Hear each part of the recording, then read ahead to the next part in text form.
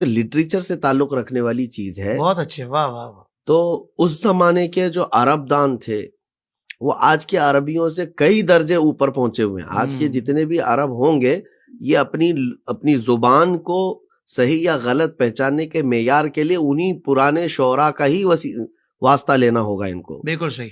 انہی کا ریفرنس دینا ہوگا کہ فلاں نے یہ استعمال کیا تھا تو یہ عربی کی فصیح چیز ہے. تو اس زمانے کے شعراء اور اس زمانے کے فصحاء بلغاء کو یہ چیلنج ہو رہا ہے.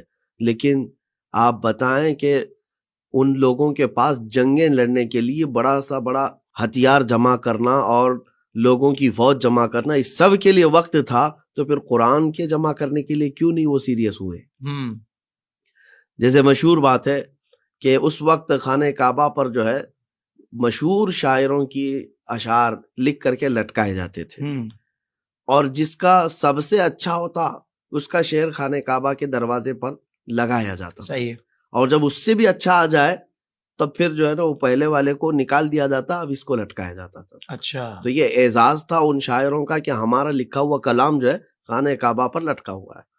تو پھر یہ شعراء جاہلی جب لگاتے تھے تو ایک مرتبہ ایسا ہوا، رسول پاک صلی اللہ تعالی علیہ وسلم نے سورہ کوثر کی 3 آیتیں، انا اعطیناک الکوثر فصل لربک وانحر ان شانئک هو الابتر، یہ لکھوائی اور پھر اس کو خانہ کعبہ کے پاس لٹکایا.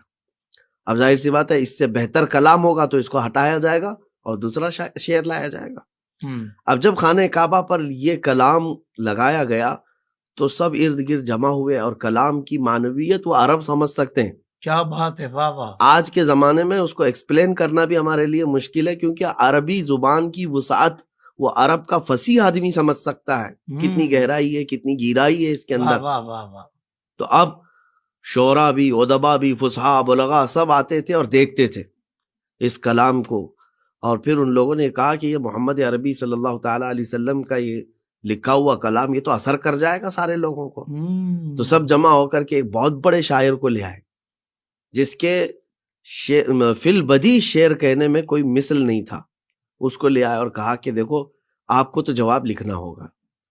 تو وہ آیا اور آ کر کے پڑھا اس نے کہ یہ 3 آیتیں یہاں پر لکھ کر لگائی گئی ہیں، انا اعطیناک الکوثر فصل لربک وانحر ان شانئک هو الابتر.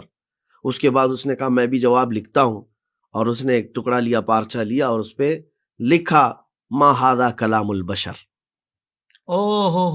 اسی کے وزن پر اس نے فصل لربک وانحر ان شانئک هو الابتر، نیچے لکھتا ہے ما ھذا کلام البشر. اللہ اکبر. یہ بشر کا کلام ہو ہی نہیں.